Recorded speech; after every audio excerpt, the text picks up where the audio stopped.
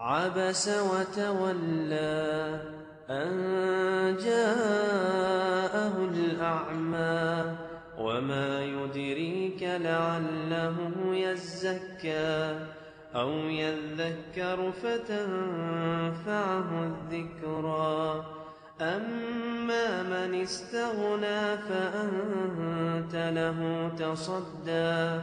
وما عليك ألا يزكى وأما من جاءك يسعى وهو يخشى فأنت عنه تلهى كلا إنها تذكرة فمن شاء ذكره في صحف مكرمة مرفوعة مطهرة بأيدي سفرة كرام بررة قتل الإنسان ما أكفره من أي شيء خلقه من نطفة خلقه فقدره ثم السبيل يسره ثم أماته فأقبره ثم إذا شاء أنشره كلا لما يقض ما أمره كلا لما يقض ما أمره فلينظر الإنسان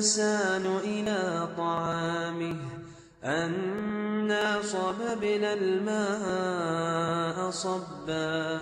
ثم شققنا الأرض شقا فأنبتنا فيها حبا وعنبا وقضبا وزيتونا ونخلا وحدائق غلبا وفاكهة وأبا متاعا لكم ولأنعامكم فإذا جاءت الصاخة يوم يفر المرء من أخيه وأمه وأبيه وصاحبته وبنيه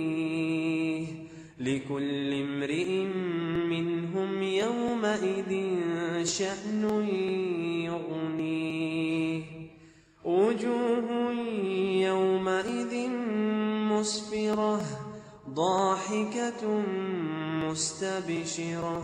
ووجوه يومئذ عليها غبرة ترهقها قترة